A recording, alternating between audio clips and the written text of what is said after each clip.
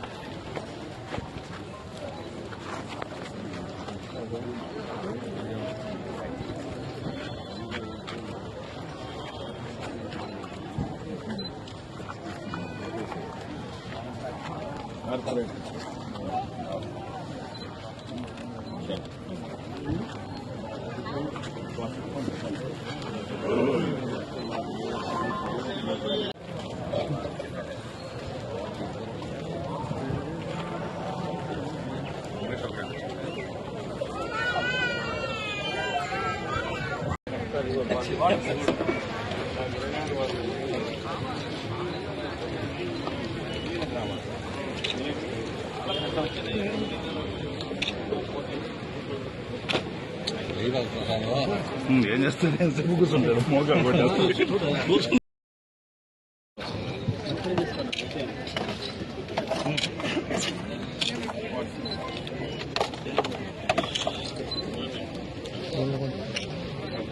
కొరకు ప్రతిరోజు కొంత సమయం కేటాయిస్తానని నా వంతు కృషిగా స్వచ్ఛత కార్యక్రమాల కొరకు శ్రమదానం చేసి పరిశుభ్ర ఆంధ్రప్రదేశ్ సాధించే సంకల్పానికి కట్టుబడి ఉంటానని ఈరోజు ప్రోగ్రాం చాలా విజయవంతంగా జరుగుతున్నాయి. ప్రతి నెల ఒక స్పెషల్ థీమ్తో ఈ ప్రోగ్రాం నిర్వహణ జరుగుతుంది. ఈ నెలలో గ్రీన్ ఏపీ అంటే ప్లాంటేషన్ ఎక్కువ ఉంటుంది ఆ ఆలోచనతో ఈ థీమ్ పెట్టి ఈరోజు మొత్తం నెల్లూరు జిల్లాలో ఈ ప్రోగ్రాం నిర్వహణ జరుగుతున్నాయి. ఈరోజు నేను, మున్సిపల్ కమిషనర్ గారు, గిరి గారు, హార్టికల్చర్ మున్సిపల్ కమిషనర్ గారు ఈ 3-4 చోట్ల పాల్గొంటున్నారు.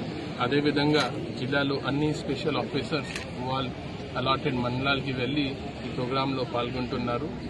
ఈరోజు ఇంచుమించుగా 5 లక్షల మంది సహకారంతో పార్టిసిపేషన్తో ఈ ప్రోగ్రాం నెల్లూరు జిల్లాలో విజయవంతంగా జరుగుతున్నాయి. తర్వాత నెల్లూరు మున్సిపల్ కార్పొరేషన్ పరిధిలో కూడా రాబోయే రోజుల్లో ఒక స్పెషల్ మియావాకి కల్టివేషన్ మీద ఫోకస్ చేస్తూ ఒక ప్రోగ్రాం పెట్టడం జరుగుతుంది. మీ అందరికీ తెలుసు, రాబోయే నవంబర్ నెలలో భారీ వర్షం మరియు సైక్లోన్ రావడానికి వీలుంటుంది. మామూలుగా అట్లాంటి హెవీ రెయిన్స్ ఉన్నప్పుడు చాలా చోట్ల డ్రైన్స్ చోకు జరగడం కానీ ఇవన్నీ జరుగుతాయి. సో 17th నుంచి 2nd అక్టోబర్ వరకు స్వచ్ఛత హీ సేవ ప్రోగ్రాం కింద ఒక స్పెషల్ డ్రైవ్ కింద ఈ మున్సిపల్ ఏరియాలో ఉన్న అన్ని చోక్ పాయింట్స్ అండ్ కొన్ని చోట్ల డ్రైన్ సమస్య ఉండవచ్చు, కొన్ని చోట్ల ఈ ప్లాస్టిక్ బాటిల్స్ దానివల్ల డ్రైన్స్ బ్లాకేజ్ ఉన్నాయి. దీని మీద స్పెషల్ దృష్టి పెట్టడం జరుగుతోంది. నిన్న మున్సిపల్ కమిషనర్ గారితో రివ్యూ చేయడం జరిగింది.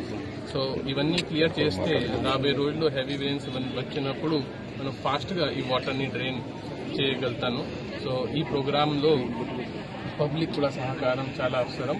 ఇప్పుడు నేను మొన్న రివ్యూ చేసినప్పుడు డోర్ టు డోర్ కలెక్షన్ బాగానే ఉంది, కానీ సెగ్రిగేషన్ అట్ హౌస్ లెవెల్ అంటే ఈ వెట్ వేస్ట్, డ్రై వేస్ట్ కొంచెం తక్కువ ఉంది.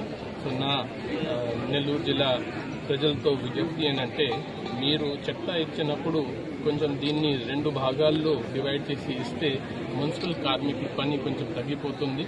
మేము దీన్ని సరిగా వాడగలుగుతాము.